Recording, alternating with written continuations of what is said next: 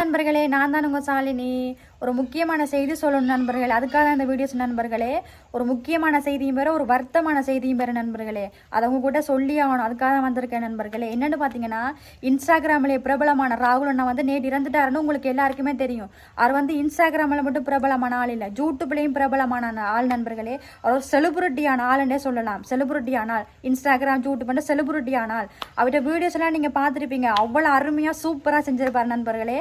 அவர்கிட்ட யூடியூப் சேனலை நான் பார்த்துருக்கேன் நண்பர்கள். அவ்வளோ அழகாக இருக்கும். நான் அவர்கிட்ட ஷார்ட் வீடியோலாம் எடுத்து நான் செஞ்சு என்னுடைய யூடியூப் சேனலில் வேற போட்டிருக்கேன் நண்பர்களே. அப்படி செஞ்சு இன்ஸ்டாகிராம் யூடியூப் செஞ்சு தனக்குன்னு ஒரு ரசிகர் பட்டாளத்தையே உருவாக்கி வச்சிருக்காரு நண்பர்களே. அவ்வளோ ரசிகர் பட்டாளம் தனக்கண்டு இருந்தும் அவர் அனாதையாக எங்களை எல்லாத்தையுமே விட்டுட்டு அவர் தனியாக அந்த உலகத்தை விட்டே போயிட்டார் நண்பர்களே. ரொம்ப கஷ்டமாக இருக்குது நண்பர்களே. அவர் படத்தில் நடிக்கிற மாதிரி இன்ஸ்டாகிராம்லாம் பார்த்துருப்பீங்க. அவர் நிறைய ஃபாலோவர்ஸ் இருக்குது, இன்ஸ்டாகிராம் யூடியூப் நிறைய ஃபாலோவர்ஸ் இருக்குது. படத்தில் நடிக்கிற மாதிரியே அவ்வளோ நடித்து போட்டிருக்காரு. அவர் சின்ன சின்ன கதாபாத்திரத்தில் நடிச்சிருக்காரு. இப்போ அவருக்கு ஒரு வாழ்க்கையில் ஒரு லட்சியம்னு சொன்னால் அவர் சினிமா திரைப்படத்தில் நடிக்கணுமென்றதுக்காக தான் அவர் இன்னும் முயற்சி செஞ்சு வீடியோஸ் எல்லாம் போட்டு கொண்டு இருந்தார் இன்ஸ்டாகிராம் யூடியூப். கடைசியில் அவருக்கு இப்படி ஒரு நிலைமை ஆயிடுச்சு நண்பர்களே. அவர்கிட்ட வயசு கம்மி தான். அவர் வயசு 30-40 வயசெல்லாம் கிடையாது, 27 வயசு நண்பர்களே. 27 வயசுலேயே அவர் எல்லாரையும் விட்டுட்டு போயிட்டாரு. ரொம்ப கஷ்டமாக இருக்குது. எனக்கு அவரை ரொம்ப பிடிக்கும் நண்பர்கள். நல்லா சிரிச்சிருச்சு எல்லாரையும் சிரிக்க வைப்பார். சின்ன குழந்தையும் சரி பெரியாக்களையும் சரி சிரிக்க வச்சுக்கிட்டே இருப்பார். அவ்வளோ அருமையாக இருக்கும் நண்பர்கள். சின்ன சின்ன குழந்தை வேஷமெல்லாம் போட்டு, அம்மாக்கள் வேஷம் போட்டு, அப்பாக்கள் வேஷம் போட்டு, மீசையெல்லாம் வச்சு அவ்வளோ அழகாக செய்வார். நான் பார்த்துருக்கேன். அவர்கிட்ட வீடியோஸ் எல்லாம் களவெடுத்து நான் செஞ்சு என்னுடைய யூடியூப் சேனல் ஷார்ட்ஸ்ல எல்லாம் போட்டிருக்கேன். ஆனால் அவர் இப்போ கடைசியாக எங்களை விட்டு போயிட்டார் நண்பர்களே. அவர்கிட்ட மரணத்தை பற்றி நான் இந்த வீடியோஸில் சொல்கிறேன் நண்பர்களே. இந்த வீடியோஸை முழுசாக பார்த்து சப்போர்ட் பண்ணுங்க நண்பர்களே. வாங்க வீடியோக்குள்ளே போகலாம். நண்பர்களே, ராகுல் அண்ணா மரணத்தை பற்றி சொல்கிறேன் நண்பர்களே, கேளுங்க. ஓகே. ஈரோடு மாவட்டம் கருங்கல்பாளையத்தை சேர்ந்தவர் ராகுல். கொஞ்ச நாளாவே பாத்தீங்கன்னா கோயசுட்டிப்பாளையத்துல பக்கத்துல இருக்கிற கவுத்தம்பாடி திருநகர் சேர்ந்த வேலுமணி அவருடைய மகளை திருமணம் செய்து சந்தோஷமா வாழ்ந்திருக்கின்றார். திடீரென்று பல்சர் பைக்கை எடுத்துட்டு பொங்கல் சமயத்துல ஈரோட்ல இருந்து கவுத்தம்பாடி மாமியார் வீட்டுக்கு போயிருக்கிறார். அப்போதான் அவர் கட்டுப்பாடு இழந்த பைக்கு பாலத்தின் நடுவே இருக்க சென்டர் மீட்டிங்ல மோதி விபத்துக்குள்ளா இருக்குது. ஒருத்தர் ராகுல் தூக்கி வீசப்பட்டிருக்கிறார். பைக்கு 50 மீட்டர் தூரத்தில் இழுத்து சென்றிருக்கின்றன.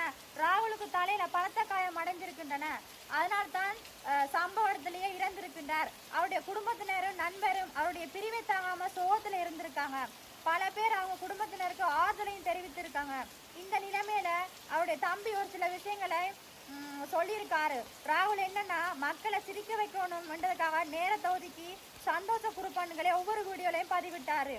இப்படி எங்க ஊரே அள வச்சுட்டு தனியா விட்டு போவாருன்னு நினைச்சு பார்க்கலன்னு சொல்லி கண்ணீர் விட்டு கதறி அழுதுருக்காரு. அது மட்டும் இல்ல, கடைசி நேரத்துல மனைவிக்கு இடையில பிரச்சனை. மனைவி அவங்க அம்மா வீட்டுக்கு கோவிச்சுட்டு போயிருந்தா. ராகுல் தன்னை மனைவியை பேசி அழைச்சிட்டு வர்றதுக்காக தான் போயிருக்காரு. அந்த நேரத்துல திடீரென்று இப்படி நடந்திருக்குன்று யாரும் நினைச்சு கூட பார்க்கல. அவர் பைக்ல ஹெல்மெட் போடாம போனபடியே தான் அவருடைய மண்டையில பெரிய காயமாகி அவர் இறந்திருக்கின்றார். ஓகே நண்பர்களே, இந்த செய்தி மூலமா என்ன தெரியுதுன்னா, அவர் மண்டையில ஹெல்மெட் போடாம போனபடியே தான் அவர்கிட்ட கட்டுப்பாடு இழந்து பாலத்துல மோதி அவர் இறந்திருக்கார் நண்பர்களே. ஏன் நண்பர்களே, உங்களுக்கு வாழணும் மட்டும் ஆசை இல்லையா? சாகணும் மட்டும் ஆசைப்படுறீங்களா? ஏன் கூட பைக் ஓட்டுறீங்க தானே, ஒரு ஹெல்மெட்டை வாங்கி மண்டையில போட்டு போனா என்ன? உங்களோட நல்லதுக்கு தானே பைக்கோட ஹெல்மெட் கொடுக்குறவங்க. இப்படி ஏதாவது பிரச்சனை வருமெண்டு போலீஸ்காரவங்க ரவிக்காரங்க என்னத்துக்கு மறிச்சு ஃபைன் அடிக்கிறாங்க. ஹெல்மெட் போடாம போனா உயிருக்கு ஆபத்து. அதனாலதான் மறிச்சு ஹெல்மெட் போட சொல்லி சொல்றாங்க. ஹெல்மெட் தயவு செய்து சின்ன பிள்ளைகளா இருந்தாலும் சரி பெரியவங்களா இருந்தாலும் சரி பைக் ஓட்டும் போது ஹெல்மெட் போட்டு பைக் ஓட்டுங்கோ. ஓகேவா? பைக் ஓட்டும் போது பார்த்து மெதுவா சிலவா ஓட்டுங்க. எனக்கு தான் ஓட்ட தெரியுமான்ட்டு ஹெல்மெட்டும் போடாம பைக் ஸ்பீடா 80-90 ஓட்டினீங்கன்னா இப்படிதான் ஆகும். மண்டை சம்பந்தமா மண்டையில அடிபட்டா மூளையெல்லாம் கலங்கினா அந்த இடத்துலயே செத்துருவாங்க நண்பர்களே. நான் கூடுதலா நான் செய்தியில பாக்குறது என்னன்னா, ஒரே இந்த பைக்கு பிரச்சனை தான். பைக் ஓட்டும் போது ஹெல்மெட் போடாம போறது, வேகமா ஓட்டுறது, அதனாலதான் இப்படி விபத்துக்காயி ஆகுறாங்க கூடுதலா. தயவு செய்து பைக்கு ஓட்டும் போது ஹெல்மெட் போட்டு ஓட்டுங்க நண்பர்களே. இந்த வீடியோஸை முழுசாக பார்த்து நண்பர்களே, பிரியோசனமான செய்தி சொல்லியிருக்கேன் நண்பர்களே. இந்த வீடியோஸை முழுசாக பார்த்து சப்போர்ட் பண்ணுங்கள். முடிஞ்ச அளவுக்கு நண்பர்களெலாம் ஷேர் பண்ணி சப்போர்ட் பண்ணுங்க நண்பர்களே. இன்னொரு வீடியோவில் நான் உங்களை எல்லாரையும் சந்திக்கிறேன். பாய்.